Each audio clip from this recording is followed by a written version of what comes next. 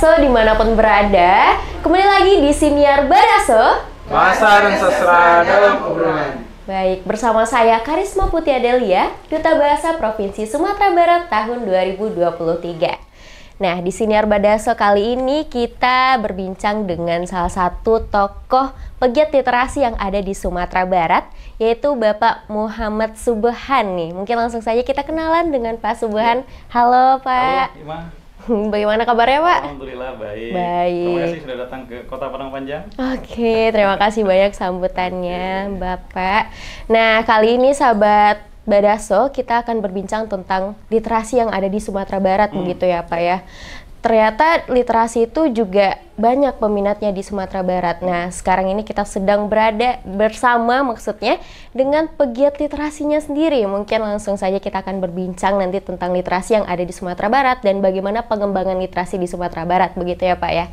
Oke, mungkin sebelum kita mulai nih, boleh Pak perkenalan diri terlebih dahulu gitu. Oke, pertama tentu saya mengucapkan banyak terima kasih ya kepada Balai Bahasa Provinsi Sumatera Barat yang sudah memilih saya sebagai salah seorang narasumber dalam Siniar Badaso ini, Ima, dan hadir juga duta bahasanya.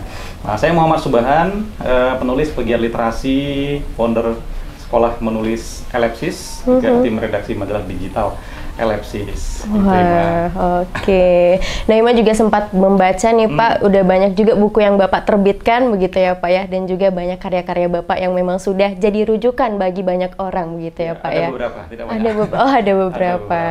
Oke, mungkin kita langsung, Ima pengen menanyakan gitu Pak. Nah, berdasarkan data PISA di akhir tahun 2019, ternyata skor membaca orang Indonesia itu di angka 72 dari 77 negara nih Pak.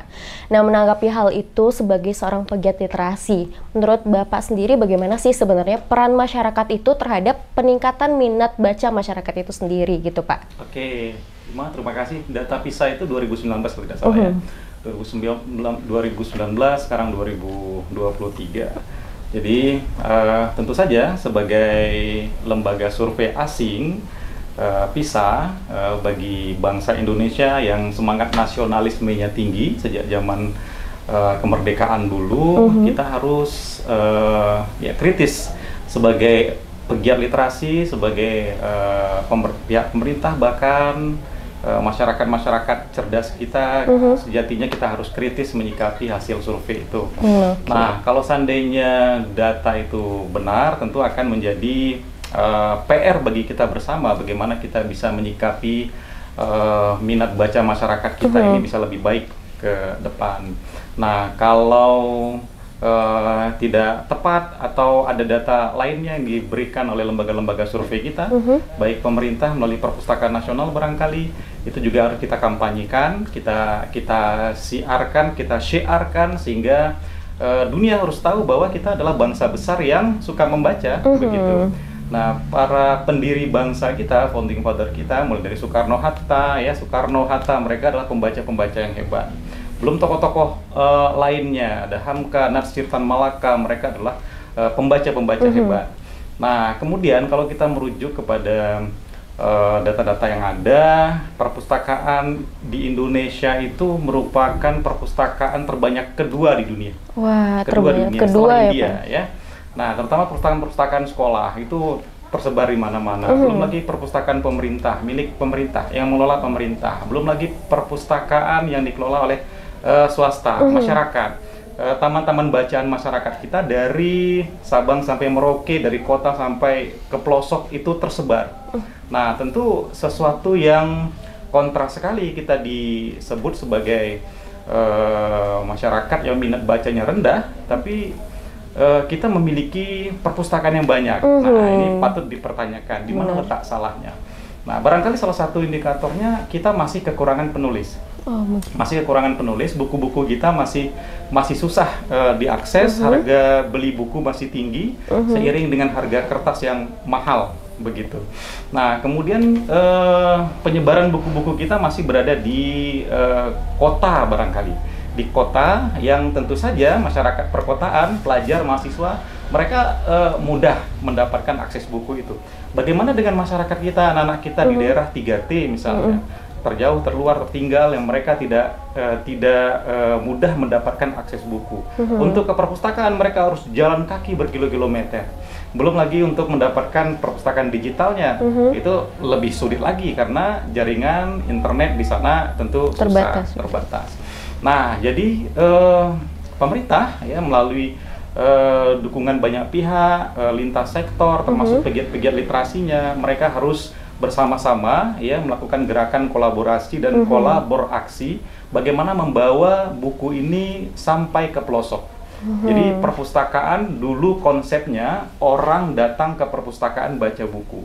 Di era digital, di era modern hari ini, perpustakaan konsepnya harus mendatangi pemustakanya. Jadi buku itu tidak hanya di rak buku saja, tapi dibawa keluar tentu dengan berbagai kegiatannya. Nah, tantangan anak-anak muda kita hari ini, terutama Gen Z dan Gen Alpha, mereka bersentuhan dengan teknologi digital. Ya kan, gawai, HP, dan lain sebagainya. Nah, bagaimana memanage mereka mau membaca buku begitu, sehingga mereka tidak hanya asik dengan handphone mereka untuk sesuatu yang tidak bermanfaat atau membuang-buang waktu. Misalnya hanya scroll-scroll saja, gitu kan, tidak bikin konten dan lain sebagainya, tidak jualan misalnya. Nah, sementara buku-buku digital itu banyak. Artinya sekolah, nah kita menumpang harapan besar kepada sekolah karena wadah literasi yang paling penting itu adalah sekolah, mulai dari TK, SD, SMP, SMA. Nah, artinya guru-guru mereka, guru-guru kita, mereka tidak hanya sibuk berkutat dengan administrasi yang sangat padat hari ini, tuntutan sertifikasi dan lain sebagainya, tapi juga bagaimana mereka mau memberikan ruang lebih untuk anak-anak binaan mereka. Jadi tidak hanya datang ke sekolah mengajar, tapi juga memberikan sedikit waktu melakukan pendampingan kepada anak-anak kita. Barangkali mereka merekomendasikan buku yang layak baca, melakukan bedah karya, atau juga lomba-lomba dan lain sebagainya. Dan itu memang harus berkelanjutan. Tidak hanya sekedar kampanye instan saja. Ketika 2015 gaung gerakan literasi nasionalku merata didengungkan, semua orang tiba-tiba demam literasi. Tapi sekarang semakin ke ujung semakin sepi, kan begitu. Artinya jangan hanya satu kebijakan muncul lalu hilang, tapi bagaimana kita bisa mengawal ini sampai akhir. Sampai akhir dan berkelanjutan begitu ya. Itu penting. Oke, wah. Menarik banget nih sahabat Badaso semua. Jadi untuk peran masyarakat ini semua bagian masyarakat harus turut andil begitu ya Pak ya. Mungkin dari generasi muda sampai guru-guru, seluruh bagian masyarakat juga harus ikut andil. Oke, menarik sekali nih sahabat Badaso. Nah, menurut Bapak sendiri nih sebagai pegiat literasi dan memang sudah berkecimpung di dunia literasi Sumatera Barat khususnya, bagaimana sih Pak perkembangan literasi yang ada di Sumatera Barat saat ini, Pak? Ya, ini menarik ya, karena Sumatera Barat itu sejak dahulu kala itu dikenal sebagai gudangnya otak ya. Gudang otak artinya orang-orang pintar banyak dari ranah Minang, kan begitu. Artinya eksistensi ini akan terus ada, dan hari ini kita juga melihat masih banyak tokoh-tokoh kita hadir di pentas nasional dan internasional. Kalau kita bawa kita kerucutkan lagi ke literasi misalnya, penulis-penulis kita yang muda-muda bahkan mereka baru-baru ini banyak memenangkan event-event kepenulisan ya. Misalnya Dewan Kesenian Jakarta itu melalui kurasi yang ketat sekali. Lebih kurang ada 4-5 orang penulis muda kita lolos di sana. Kemudian festival-festival literasi, festival-festival sastra itu sebagian besar juga diisi oleh penulis-penulis kita. Artinya literasi masyarakat kita, terutama pegiat-pegiatnya itu sudah cukup baik menurut saya. Nah, kemudian kantong-kantong literasi kita juga bertebaran. Kalau untuk Sumatera Barat, Padang Panjang, Payakumbuh ya, itu geliat literasinya itu luar biasa. Indikatornya misalnya Padang Panjang pada 2022 kemarin kita mengadakan temu penyair Asia Tenggara. Mendatangkan penyair-penyair dari Thailand, Vietnam, Timor Leste, Singapura dan beberapa negara lainnya. Nah, beberapa pekan lalu Payakumbuh mengadakan Payakumbuh Poetry Festival, juga selevel Asia Tenggara. Nah, dan beberapa festival-festival lainnya seperti Pekan Kebudayaan Sumatera Barat dan yang kecil-kecil tapi gaungnya besar, nah itu banyak di daerah-daerah kita. Nah, TBM kita pun banyak begitu. Misalnya di Bukit Tinggi Agam itu ada sebuah taman baca, pegiatnya meraih penghargaan Nugra Jasa Dharma Pustaloka, merupakan penghargaan tertinggi yang diberikan oleh Perpustakaan Nasional untuk pegiat literasi dari basis masyarakat. Nah, tadi malam juga diumumkan perpustakaan lokal, walaupun untuk Sumatera Barat belum gitu ya, tapi karena sudah beberapa penghargaan diraih, saya kira tentu harus ada jeda ke depan begitu. Nah, untuk taman baca kita tidak menutup mata, memang dalam amatan saya sebagian ada yang memilih ya dalam tanda petik rehat barangkali. Barangkali karena ada pekerjaan lain, aktivitas lain. Nah, ini sangat penting menjaga keberlanjutannya di poin kaderisasi gitu. Barangkali dia pindah atau dia ada pekerjaan tertentu diangkat menjadi PNS dan lain sebagainya. Nah, taman bacaannya bagaimana nasibnya kan begitu. Kalau ada kaderisasi, maka taman baca itu akan terus berlanjut, program-program yang terus jalan dan dia tetap bisa bekerja. Nah, jadi kita tidak tutup mata ada taman-taman baca kita yang ya betul perlu dievaluasi. Perlu dievaluasi ya Pak ya. Gitu, Oke, baik. Berarti memang untuk perkembangan literasi sendiri dari Sumatera Barat sendiri masih tetap ada penulis-penulis kerennya begitu ya Pak ya. Dan juga ada TBM-TBM yang memang mungkin perlu sedikit evaluasi supaya berkelanjutan begitu ya Pak ya. Nah, tadi Pak Subhan menyebutkan ada beberapa kota di Sumatera Barat yang memang literasinya itu sangat bagus gitu, sangat giat. Ada Kota Padang, Kota Payakumbuh, dan juga Padang Panjang begitu Pak. Nah, kebetulan Nima juga membaca nih Pak, Kota Padang Panjang ini dinobatkan menjadi kota literasi. Nah, itu kira-kira apa indikator, apa kategorinya sehingga si Kota Padang Panjang ini menjadi kota literasi begitu Pak? Oke, narasinya dinobatkan ya, dinobatkan, tapi lebih tepatnya pencanangan ya. Oh, pencanangan. Kalau dinobatkan berarti diberikan, kan begitu. Nah, Padang Panjang pada tahun 2017, pegiat-pegiat literasinya termasuk saya dan teman-teman lainnya bersama Kepala Dinas Perpustakaan di saat itu di Kota Padang Panjang, kita ngobrol-ngobrol santai bagaimana agar gerakan literasi kita ini gaungnya bisa lebih wow, kan begitu. Maka kami mencoba mengusulkan satu kegiatan bernama Temu Penyair Asia Tenggara 1 ketika itu, yang terrealisasi pada tahun 2018. Apakah hanya sekedar temu penyair saja, kata pihak pemerintah setempat?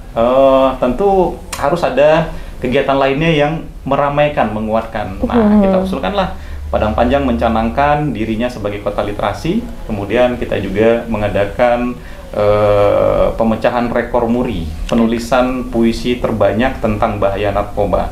Nah, yang sebelumnya dipecahkan oleh salah satu provinsi di Sulawesi, kita datang ke muri, lalu kita lihat sepertinya kita bisa memecahkan rekor itu. Dan pada tahun 2018, kita undang Perpustakaan Nasional, Kepala Perpustakaan Nasional untuk mencanangkan Padang Panjang sebagai kota literasi dengan kesiapan-kesiapan yang dipersiapkan sedemikian baik. Misalnya perpustakaannya semakin aktif, kemudian taman-taman bacaan bermunculan, hampir setiap kelurahan ada taman bacanya, dan ya pokoknya pemerintah Kota Padang Panjang di saat itu sangat support untuk taman-taman bacaan ini. Lalu pencanangan ini pada bulan 3 sampai 6 Mei, kalau tidak salah, 3 sampai 6 Mei 2018 ketika itu.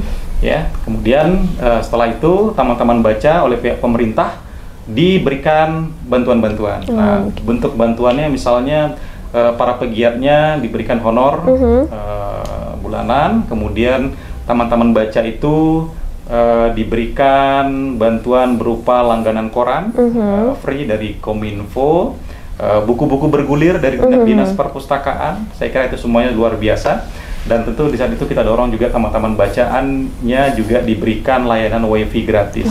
Tapi memang belum terwujud ya, tapi kita coba ya mudah-mudahan di masa yang akan datang seluruh taman baca yang ada di Kota Padang Panjang itu bisa difasilitasi wifi gratis. Karena dari situ nanti akan lahirlah konten-konten kreator gitu ya. Kemudian akses ke buku-buku digital bisa lebih mudah, dan ya banyak hal yang bisa dilakukan dengan internet, begitu. Benar, Pak. Oke, menarik sekali nih sahabat Badaso semua. Mungkin memang Ima juga setuju nih Pak, karena tadi Bapak menyebutkan memang sekarang ini kita memang di era literasi digital gitu ya Pak. Mungkin penambahan wifi di taman baca ini sangatlah efektif begitu. Benar ya Pak. sekali.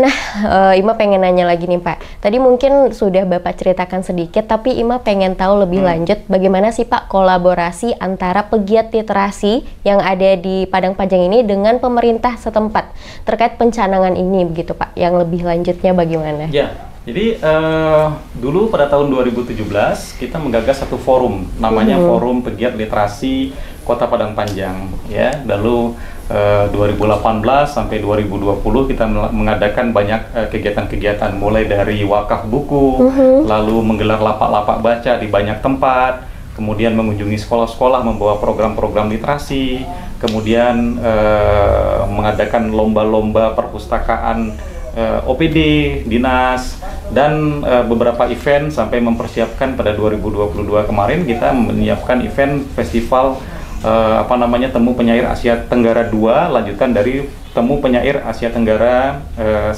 pada 2018. Idealnya Temu Penyair Asia Tenggara 2 itu sudah dilakukan pada tahun 2020. Jadi 2018, 19, 2020 per 2 tahun, tapi 2020 itu masuk Covid, ya kan? Pandemi. Lalu 2022 baru bisa kita realisasikan sekitar bulan Oktober, November, Desember.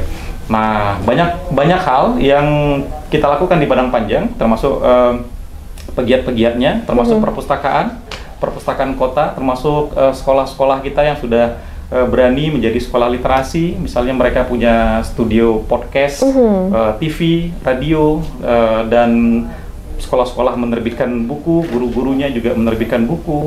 Jadi untuk gerakan yang luar biasa ini, ya tentu kita harapkan pendampingan yang masif kembali oleh pemerintah. Karena tentu saja gerakan literasi ini tidak hanya muncul dari bawah, tapi bagaimana atas juga menguatkannya. Jadi ya karena pemerintah akan terus berganti, ya misalnya hari ini Wali Kota Padang Panjang Pak Fadli Amran itu sudah tidak lagi menjabat. Tentu nanti kita harapkan kepada pejabat-pejabat baru, nah gerakan literasi tidak terputus. Artinya program-program literasinya bisa terus dikuatkan dengan program-program lain yang bisa membawa literasi Kota Padang Panjang ke arah yang lebih baik, gitu ya. Oh, begitu Pak. Berarti memang sudah banyak hal-hal yang dilakukan begitu ya Pak ya. Nah, Ima mau nanya seputar taman baca nih Pak, karena salah satunya tadi yang dicanangkan dan dibantu lakukan adalah taman baca. Nah, tadi kalau kita berbicara tentang taman baca yang ada di sekitar Padang Panjang, Ima pengen tahu dan mungkin Sobat Badaso juga pengen tahu nih Pak, bagaimana sih keadaan taman baca yang ada di seluruh Sumatera Barat ini begitu Pak. Dan juga bagaimana kolaborasinya si pegiat literasi dengan pengelola taman baca dan juga pemerintah setempat di berbagai kabupaten kota yang ada di Sumatera Barat gitu. Iya, jadi taman bacaan kita ya mereka memiliki banyak nama ya, mulai dari rumah baca, pojok baca, taman bacaan masyarakat gitu kan. Nah, tapi semuanya berada di satu payung bernama Taman Bacaan Masyarakat TBM gitu. Nah, rumah baca, ruang baca itu semua idealnya adalah taman bacaan. Sejauh ini seamatan saya, taman-taman bacaan kita di Sumatera Barat bahkan di luar Sumatera Barat umumnya bergerak secara swadaya, secara mandiri, pendanaan secara mandiri juga oleh pegiat-pegiatnya. Lalu ya tentu saja berkolaborasi dengan pemerintah setempat, karena gerakan literasi ini tidak bisa dikerjakan sendiri, ya, karena untuk mencerdaskan masyarakat di ranah pendidikan itu ya tidak cukup untuk 1-2 orang guru, 2 orang pegiat, tidak cukup, tapi harus melibatkan banyak orang. Maka kolaborasi ini harus tumbuh antara pemerintah dan pegiat-pegiatnya. Nah, karena masih gerakannya sendiri-sendiri, tentu kita berharap kepada pemerintah daerah, pemerintah provinsi, pemerintah pusat untuk tidak lepas melihat, mengamati gerakan teman-teman yang ada, tidak hanya di perkotaan, tapi juga di pelosok. Itu banyak. Bahkan saya juga selain di Padang Panjang ada ruang baca Rimba Bulan, tapi saya juga membangun rumah baca di Kabupaten Pasaman Barat, di sebuah kampung kecil di Kajai namanya Kampung Pasir. Itu pasca gempa 2022 silam, saya juga membangun sebuah rumah baca. agar anak-anak tidak trauma pasca gempa. Oh, Jadi gitu. kita berikan edukasi literasinya, mereka bermain, belajar, membaca, baca puisi, membuat kaligrafi, praktek ibadah, dan lain sebagainya. Dan tentu trauma anak-anak pasca gempa dan hal-hal lain yang membuat mereka terimbas, misalnya pengaruh lingkungan, ya, dan lain sebagainya, mereka bisa terkoordinir dengan baik lewat rumah baca. Nah, artinya sejauh ini taman-taman bacaan kita saya kira sudah cukup berjalan dengan baik. Hanya tinggal kebertahanan mereka, pegiat-pegiatnya. Tentu penguatannya pada ya bagaimana bisa mereka bawa taman baca itu kepada program-program yang lebih positif dan berkelanjutan. Dan masyarakat akan tetap melihat menunggu, pun pemerintah juga akan melihat menunggu, sehingga program-program pemerintah pun bisa dikolaborasikan dengan taman bacaan. Oke, baik. Berarti memang semua pihak yang terlibat di sini memang bekerja sama begitu ya Pak ya, dengan baik sejauh ini. Oke. Tadi ada yang menarik juga bagi Pak, itu salah satu taman baca yang ada di daerah Pasaman Barat yang pasca gempa kemarin. Nah, Pasaman ini kan merupakan salah satu daerah 3T yang ada di Sumatera Barat begitu ya Pak ya. Nah, sedangkan di tahun 2016 itu Pak dan sahabat Badaso semua, itu Badan Bahasa itu sudah mencanangkan gerakan literasi secara nasional lewat gerakan literasi nasional. Nah, 4 tahun sebelumnya di tahun 2012 itu sudah dibagikan sekitar 15 juta eksemplar buku ya Pak ya ke seluruh daerah 3T yang ada di Indonesia. Nah, sebagai seorang pegiat literasi nih, tanggapan Pak Subhan sendiri terkait hal ini bagaimana sih Pak? Ya, ini tentu kabar baik ya, yang menggembirakan bahwa dengan disalurkannya buku-buku oleh Badan Bahasa itu artinya pemerintah hadir, kan begitu. Pemerintah hadir di tengah masyarakatnya untuk mencerdaskan masyarakat sampai ke daerah pelosok ya 3T. Jadi yang selama ini masyarakat susah mendapatkan buku, mereka memiliki akses untuk membaca buku-buku itu. Nah, inilah PR kita, bagaimana bisa membuat masyarakat di daerah pinggiran, di daerah tertinggal, mereka bisa literat, begitu kan. Kalau tidak demikian, maka daerah-daerah tersebut tidak akan pernah berkembang, lalu akan memunculkan banyak problem-problem sosial. Apa problem sosialnya itu? Salah satunya adalah kemiskinan. Nah, orang-orang miskin akan terus bermunculan, tumbuh. Mental miskin, apalagi kalau tidak bisa diubah, akan membuat generasi-generasi miskin yang baru. Nah, akan merepotkan pemerintah, akan merepotkan masyarakat. Nah, sementara kalau dia membaca yang merupakan perintah Tuhan, ya, perintah Allah lewat Quran surat Al-Alaq, Iqra, disuruh membaca sebelum ada perintah-perintah lain, sholat, zakat belum diperintahkan, tapi membaca disuruh terlebih dahulu. Maka sejatinya buku-buku itu memang harus terus sampai ke rumah-rumah warga kita di pelosok-pelosok itu, begitu. Nah, ketika mereka mampu membaca, lalu mereka literat, berubahlah status dari miskin tadi menjadi sejahtera. Bukan berarti mereka orang-orang miskin harus habis sama sekali, tidak mungkin, tidak mungkin. Kemana kita akan bersedekah, infak, zakat, sedekah, lain sebagainya kalau orang-orang miskin tidak ada, ya kan? Tapi konsep literasi itu bagaimana menciptakan tangan di atas lebih baik dari tangan di bawah, kan begitu. Orang-orang literat dia akan berpikir bisa memberikan, tidak hanya bisa menerima. Kalau ini sudah duduk, maka tidak ada lagi persoalan kemiskinan, kejahatan, kriminal, dan masalah-masalah sosial lainnya yang terjadi di masyarakat kita. Jadi tentu apresiasi dan tahniah ya, selamat pada Badan Bahasa, dan tentu ini tidak menjadi program instan dan program berkelanjutan. Kalau seandainya sekarang ada sekitar berapa juta tadi? 15 juta, maka pada tahun-tahun berikutnya ya bisa berjuta-juta buku lagi. Karena tadi poinnya dalam diskusi kita masih kekurangan buku sebenarnya. Kekurangan penulis, kekurangan buku, atau buku banyak tapi tidak digerakkan keluar. Nah, Badan Bahasa menggerakkannya sampai ke daerah 3T, dan tentu saja nanti bisa berkolaborasi dengan pegiat-pegiat literasi yang di perkotaan, bagaimana menurunkan mereka ke daerah-daerah 3T untuk memberikan pendampingan ilmu. Misalnya duta bahasa dibawa ke daerah 3T ya, duta baca, kemudian duta-duta lain lah yang tidak hanya sekedar sebagai pagar ayu misalnya, tidak hanya sekedar untuk mendampingi pejabat gunting pita, tapi bagaimana mereka bisa terjun bersama-sama di masyarakat, ya, bikin camp di sana dan sebagainya, lalu membina anak-anak di daerah-daerah tertinggal dan terpinggir gitu. Oke, baik Pak Subhan. Wah, menarik sekali nih sahabat Badaso. Ternyata dari literasi itu kita bisa membantu sektor-sektor lain dalam kehidupan, begitu ya Pak ya. Apalagi di poin tadi, ternyata dengan literasi, dengan membaca, setidaknya ekonomi kita itu secara bertahap bisa terbantu begitu ya Pak ya. Wah, sangat menarik sekali nih sahabat Badaso perbincangan kita terkait literasi yang ada di Sumatera Barat. Namun sayangnya durasi yang membatasi kita, mungkin boleh nih Pak Subahan. Mungkin dari Pak Subahan sendiri apa pesan-pesan untuk pegiat literasi yang ada di Sumatera Barat dan mungkin untuk anak muda di Sumatera Barat juga nih Pak. Baik, Ima, terima kasih. Pertama tentu kita berharap kepada teman-teman pegiat literasi di Sumatera Barat, Ranah Minang ya, bagaimana pertama meluruskan niat dulu. Nah, ketika mereka bergerak di ranah literasi, membuat komunitas baca, komunitas literasi, niatnya untuk apa? Kan begitu. Niatnya untuk mendapatkan bantuan pemerintah kah? Atau untuk agar diberikan reward, apresiasi, penghargaan, atau memang dia berniat memberikan kebermanfaatan lewat ilmu pengalaman dia untuk masyarakat di sekitarnya. Nah, kemudian yang kedua, kebertahanan tentu menjadi poin yang sangat penting. Bagaimana pegiat-pegiat literasi tidak sekedar tumbuh 1-2 tahun saja setelah mereka barangkali dapat bantuan, lalu tahun-tahun berikutnya semangat menurun karena tidak mendapat bantuan lagi. Nah, tentu kebertahanan di sini penguatannya ya saya mengutip seperti disampaikan oleh Duta Baca Indonesia, Kang Golagong, ada sekitar 8 poin sekurang-kurangnya. Pertama, bagaimana base camp-nya terus dipercantik, ya. Artinya tempat taman bacanya, kantong literasinya terus dipercantik, kalau perlu Instagramable seperti gaya anak-anak muda sekarang. Lalu yang kedua, memperkuat SDM, mulai dari relawan-relawannya. Lalu yang ketiga, program. Nah, base camp bagus, SDM ada tapi program tidak ada, nanti rumah bacanya atau taman bacanya menjadi taman baca yang kosong, rumah hantu.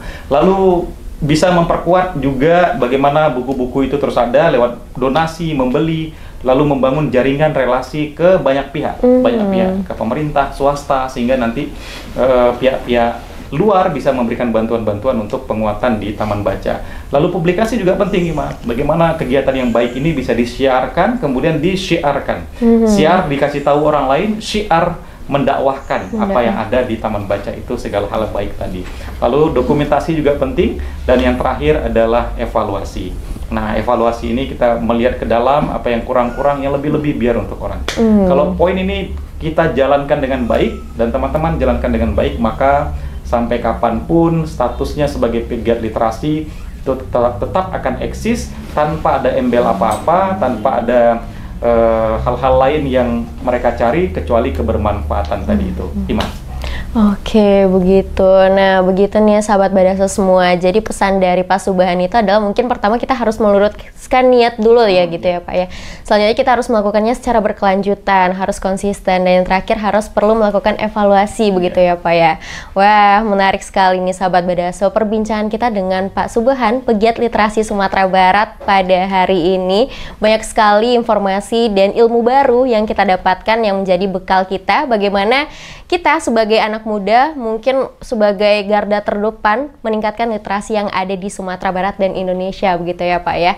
Baik, karena waktu yang memisahkan kita begitu ya Pak. Terima kasih banyak sudah bersedia hadir di Senior Badaso kita begitu Pak ya. Terima kasih juga sudah mau dikunjungi, sudah menerima kami di sini. Ke Padang Panjang. Ya. Oke, sahabat Badaso. Nah, itu tadi perbincangan kita dengan Pak Subahan, salah satu tokoh pegiat literasi yang ada di Sumatera Barat, dan kita akan berbincang lagi dan bertemu lagi dengan narasumber-narasumber lainnya di Senior Badaso. Dan akhir kata, saya Karisma Putri Adelia dan Bapak Subahan pamit undur diri dan sampai jumpa.